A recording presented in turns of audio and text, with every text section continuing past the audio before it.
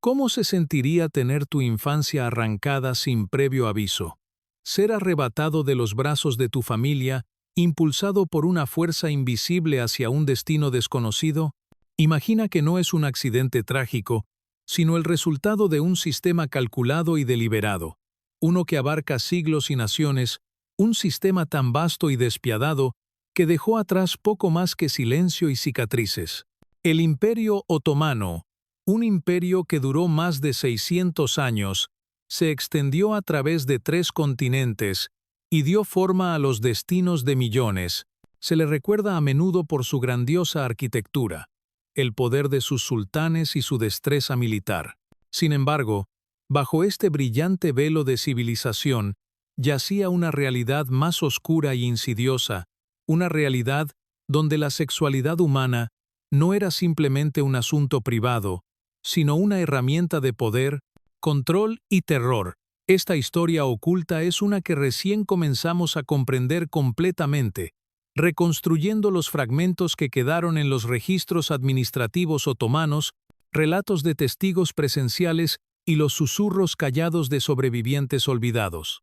No son relatos de locura aislada o malentendidos culturales, son las políticas sistemáticas que estaban arraigadas en el mismo tejido de la sociedad otomana, orquestadas por el Estado y ejecutadas con escalofriante precisión.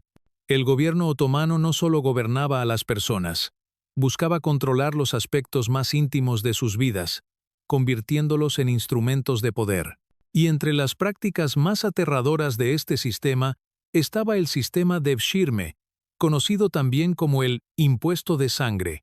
Cada pocos años, los funcionarios otomanos descendían sobre las aldeas cristianas dispersas por los Balcanes. No estaban allí por bienes o tributos, venían por los niños, y la devastación que causaban dejaba a familias enteras en ruinas.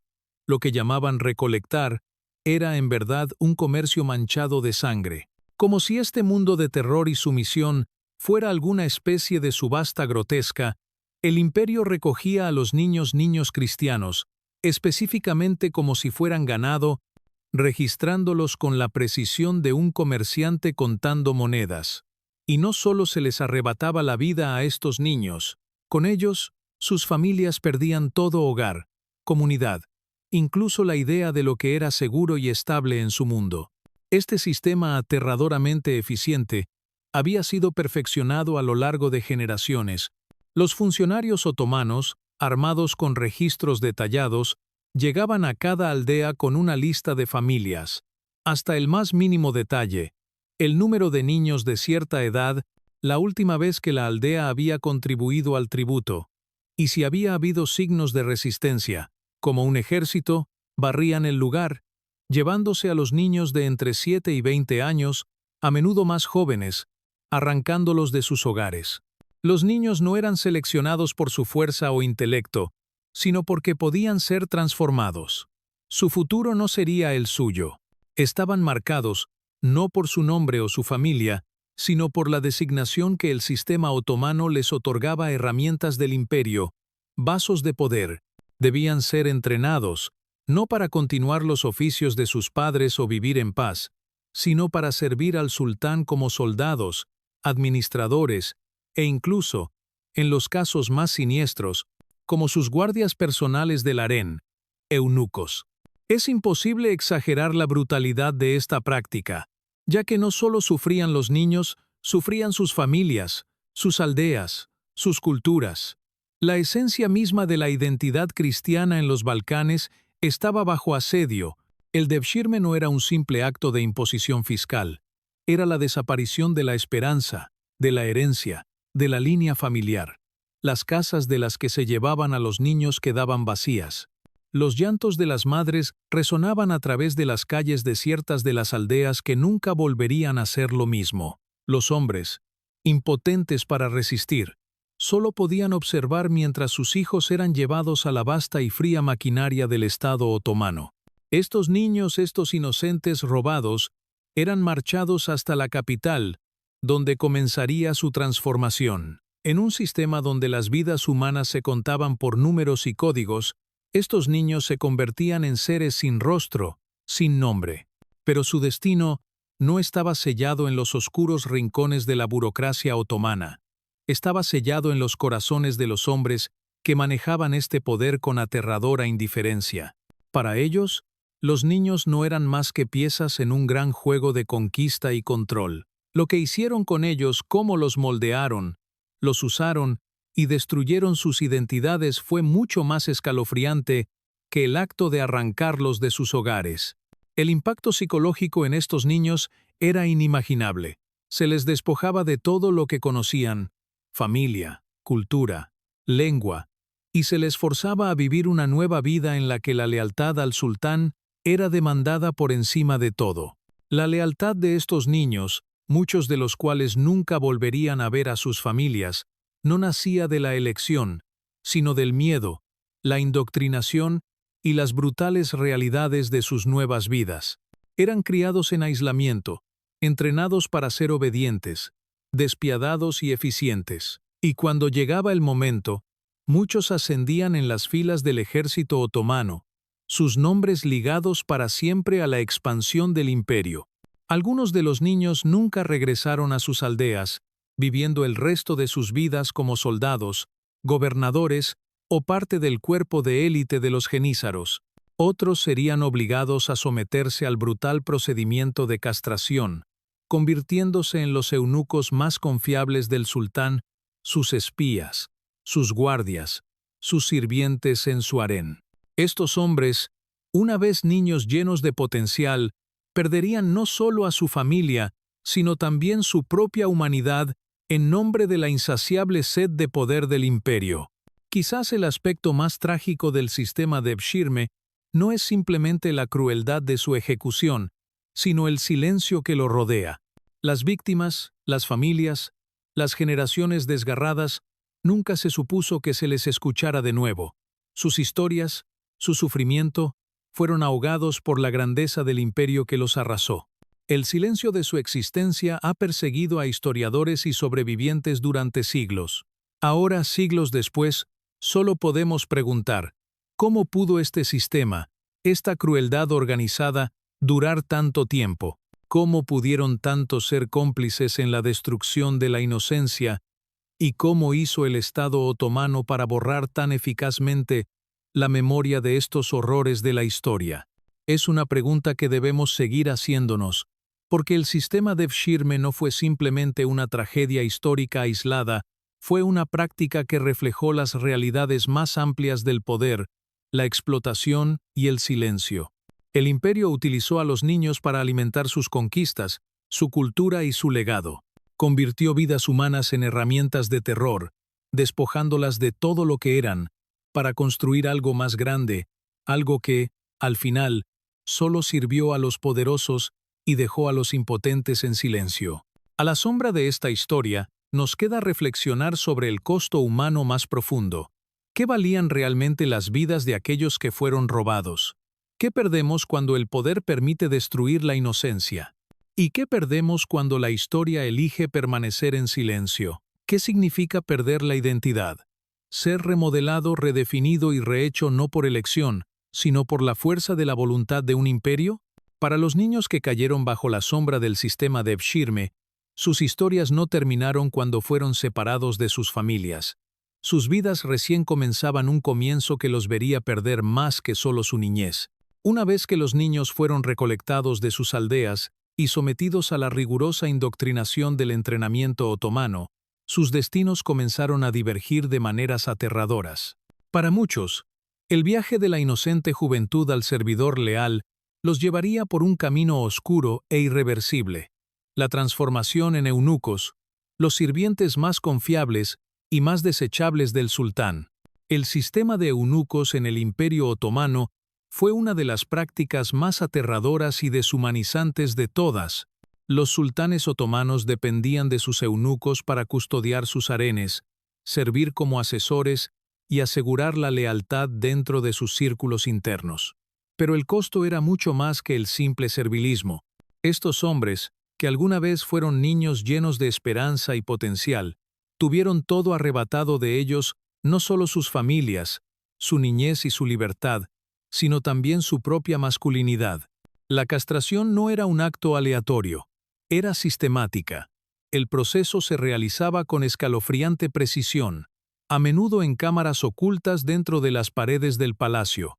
Los niños eran drogados o inmovilizados, sus cuerpos sometidos a un procedimiento brutal que los dejaba estériles, físicamente alterados e incapaces de tener hijos alguna vez. Era un proceso que los convertía en recordatorios vivos y respirantes del control absoluto del sultán sobre la vida y la muerte. Su transformación no era solo física, era psicológica. Se les obligaba a abandonar sus identidades anteriores, despojados de todo lo que los hacía humanos, remodelados en algo completamente diferente, una herramienta para el placer, el poder y el control del sultán. Para los niños, la transición a la vida de eunucos era infernal. A menudo se les mantenía en barracas aisladas. Sus únicos compañeros eran otros niños que habían sufrido el mismo destino. Sus vidas giraban en torno a la obediencia, la sumisión y el silencio. El imperio los entrenaba para ser ferozmente leales, obedeciendo al sultán por encima de todo, cada una de sus acciones dictadas por los caprichos del palacio. Se les enseñaba a servir con una devoción tan intensa que no dejaba espacio para la identidad personal, para la rebelión o la individualidad. Pero el precio por tal lealtad era elevado.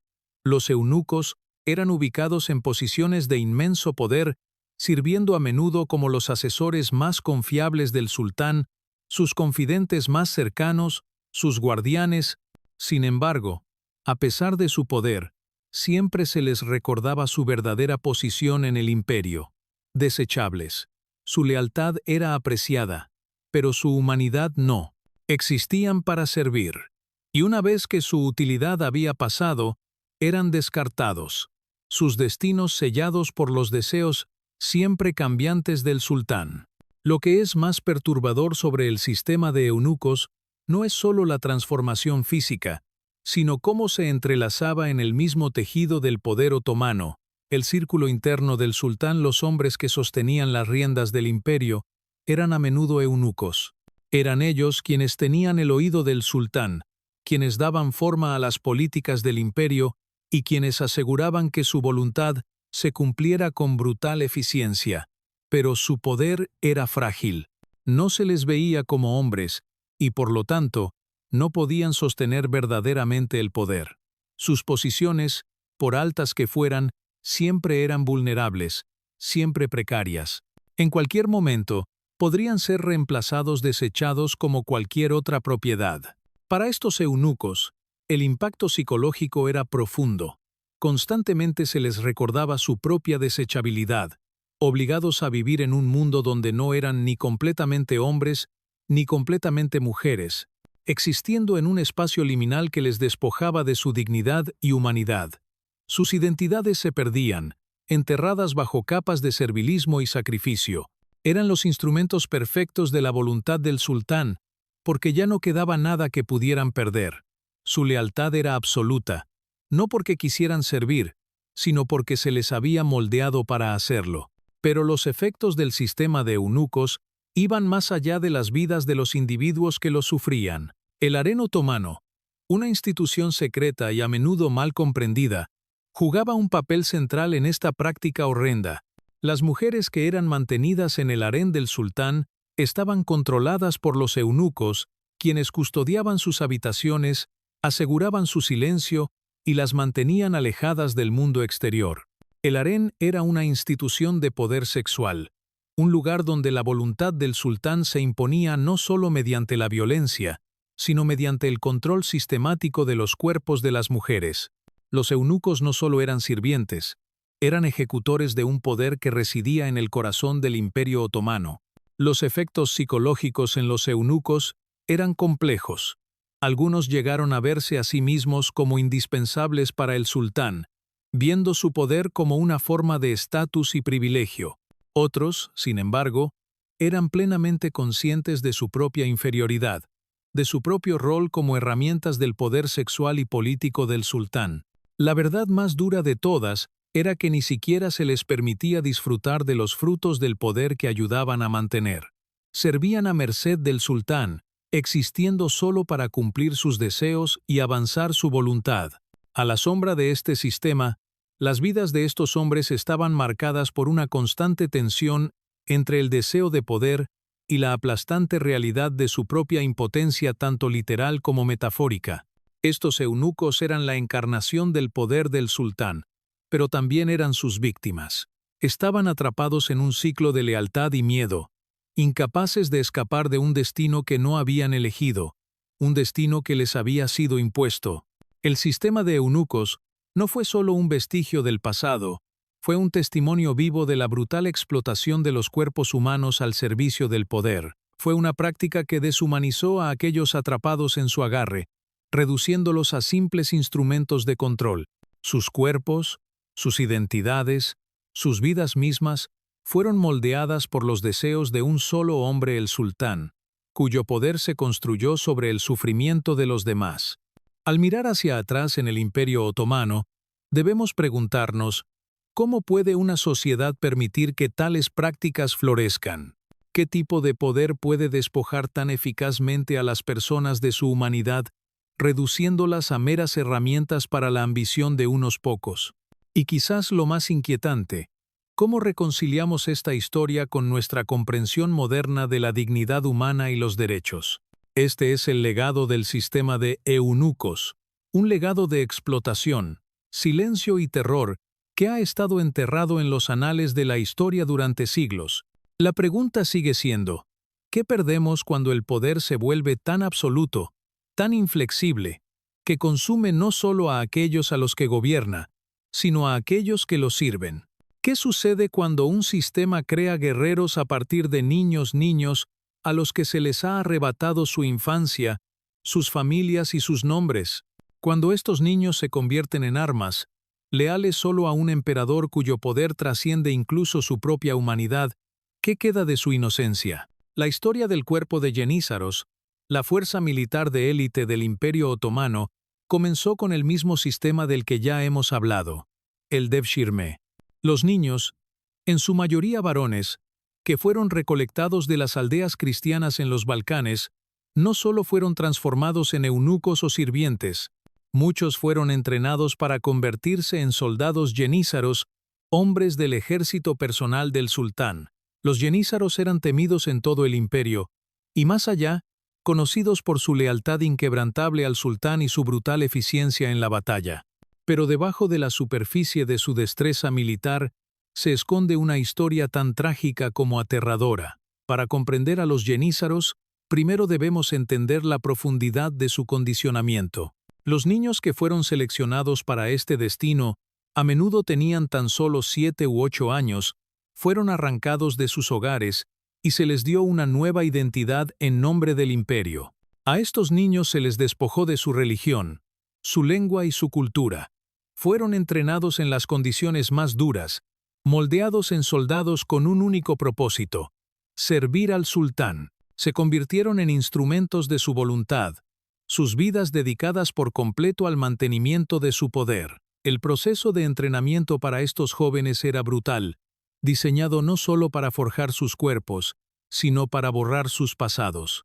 Los niños pasaban por un entrenamiento físico riguroso, aprendiendo el arte de la guerra, la disciplina marcial y la lealtad al sultán, pero el costo psicológico fue igualmente severo. Se les obligaba a dejar atrás sus viejas identidades, cortando todos los lazos con sus familias y comunidades. Se convertían en miembros del cuerpo de yenízaros, una hermandad unida no por sangre, sino por las demandas del sultán.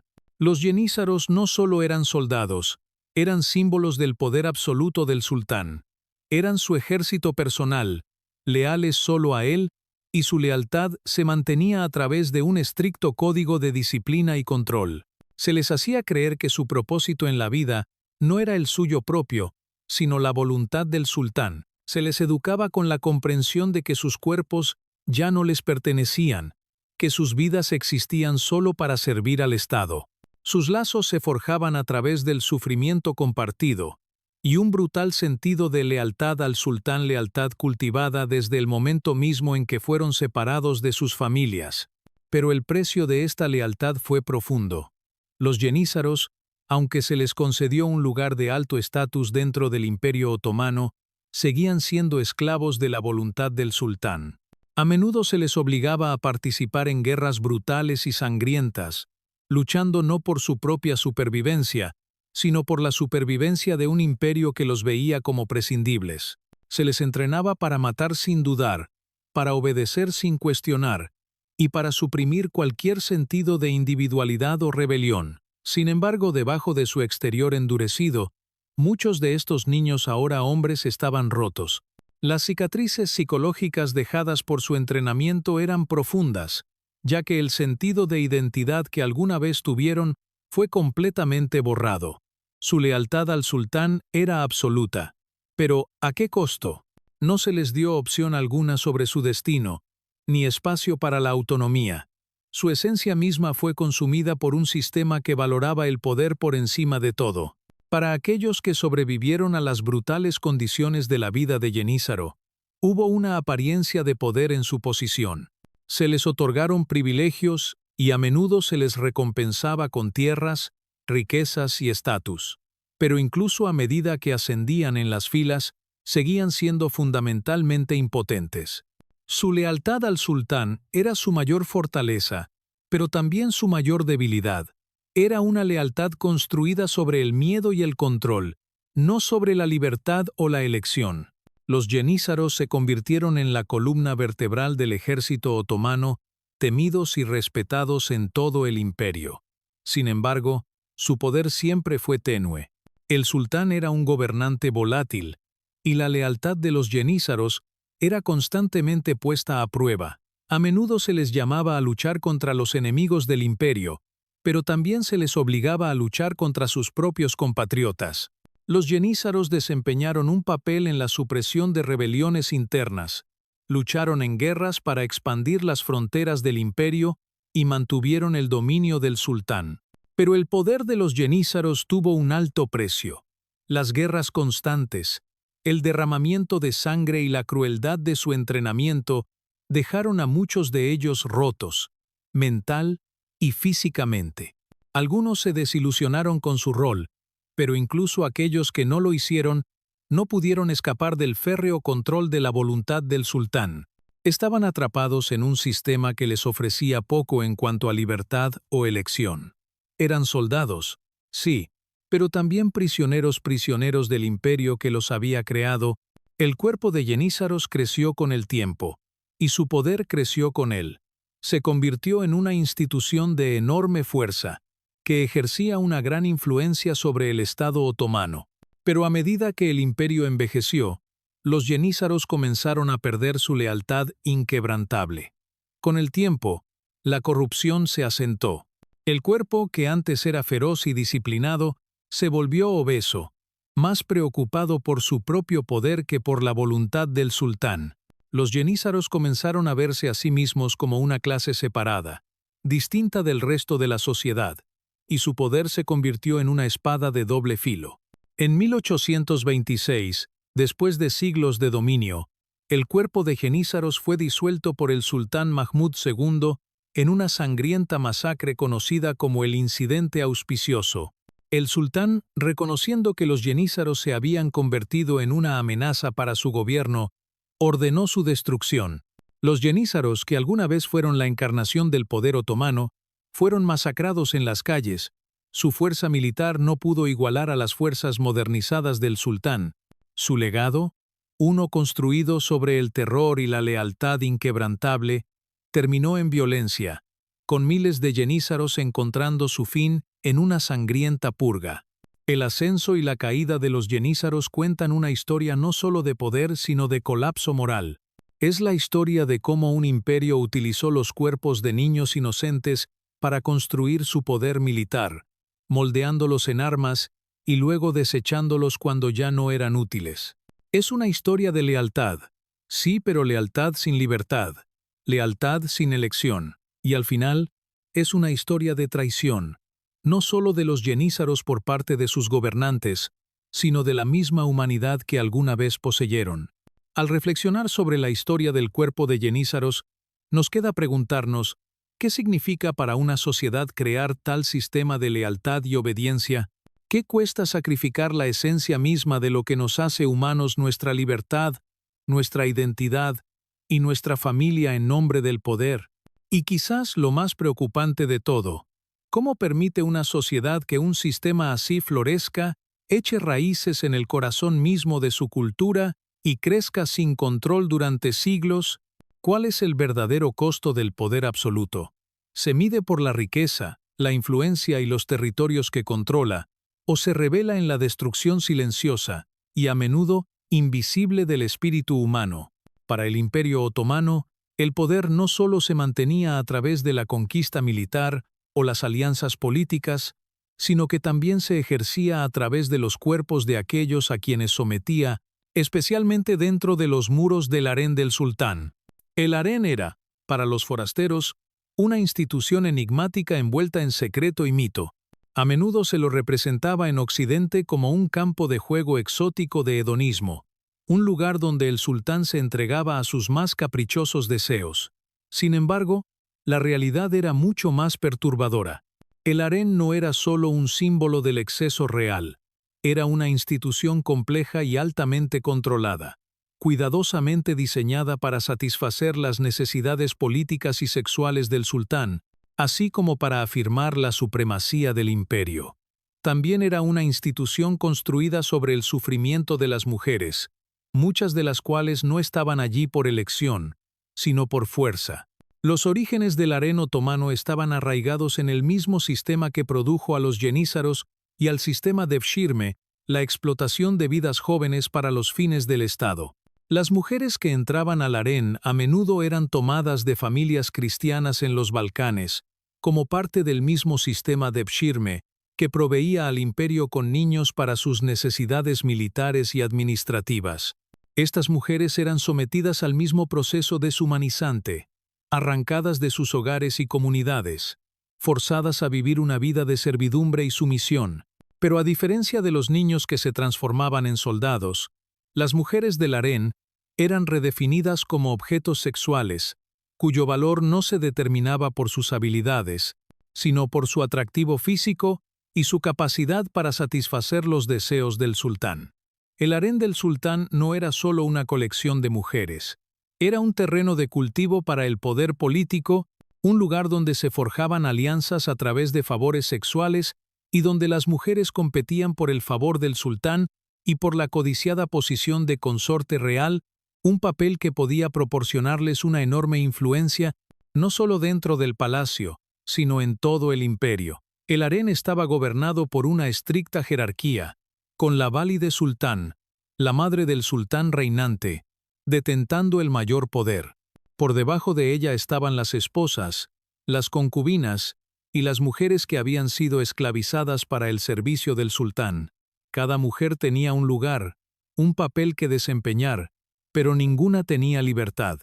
Eran, en el mejor de los casos, peones sexuales en un juego de maniobras políticas. El sultán utilizaba el harén para asegurar la lealtad de la élite de su imperio. Al otorgar a una mujer poder en forma de maternidad, al hacer la madre de sus hijos, podía asegurar la lealtad de su familia, su tribu o su nación.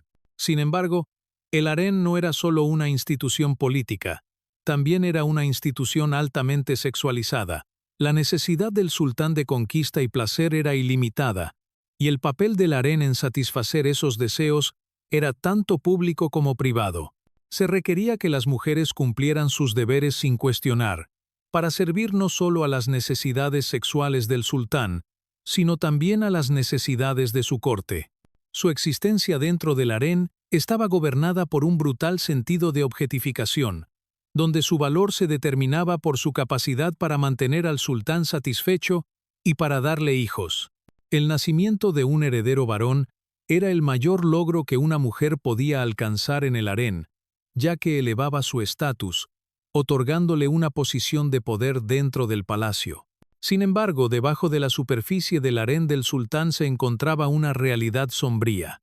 Las mujeres no eran libres de elegir su destino, ni se les permitía vivir sus vidas fuera de los muros del palacio.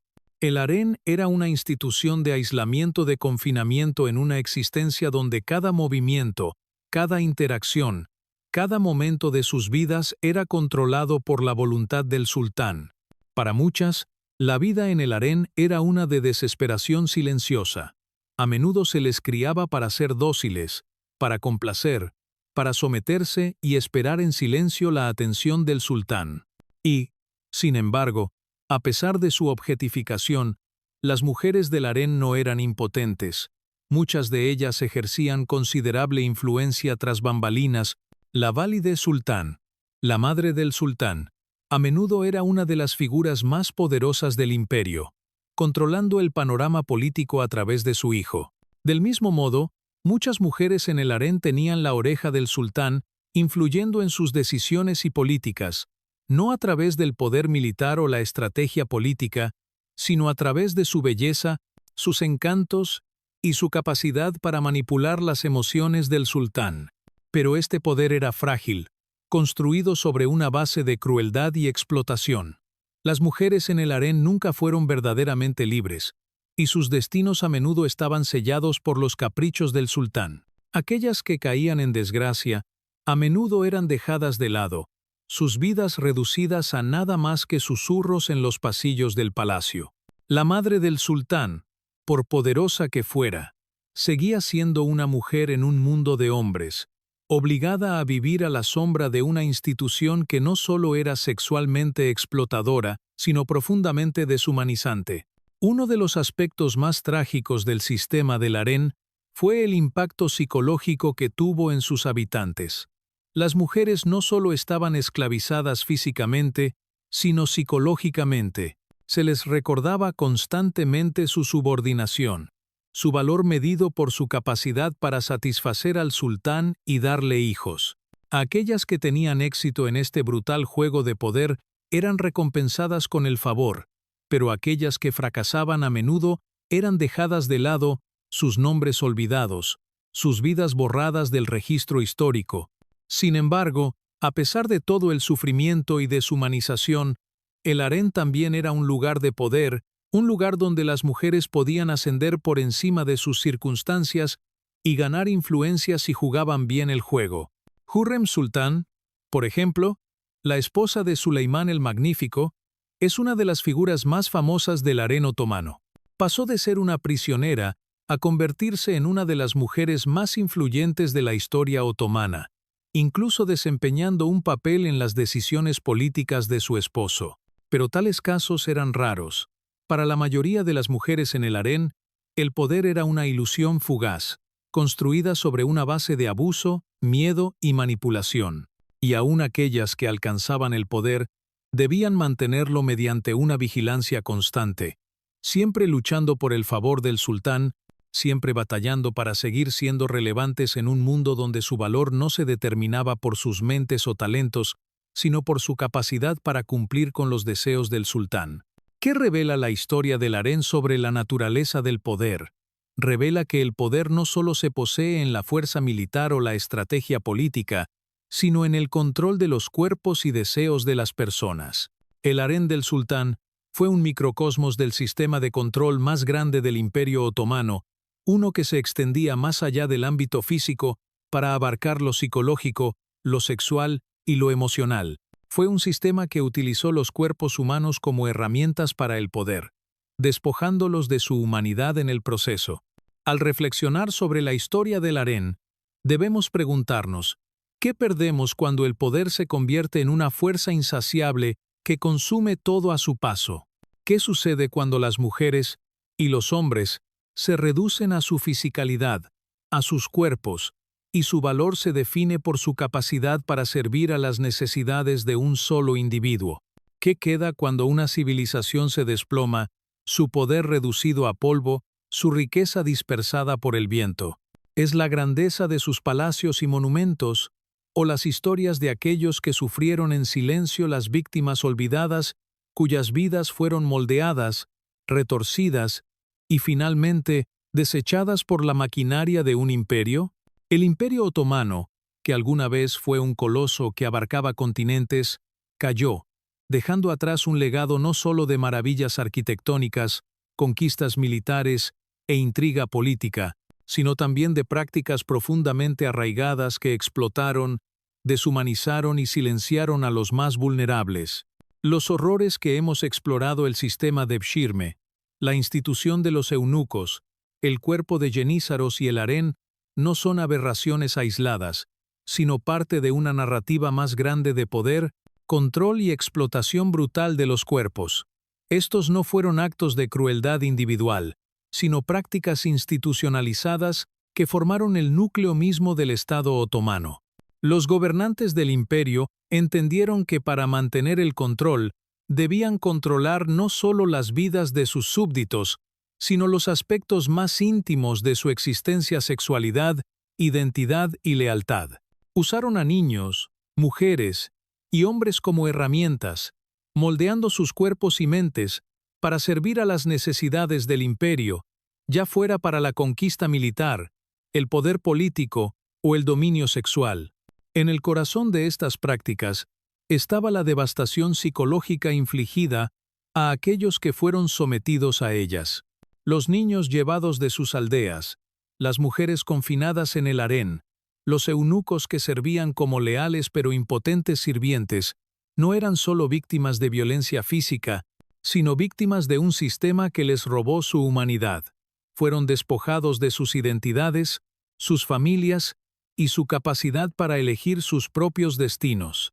Sus cuerpos fueron transformados en herramientas para un imperio que no los veía como individuos, sino como instrumentos para ampliar su poder. Pero la mayor tragedia de todas puede ser el silencio que rodea estas historias.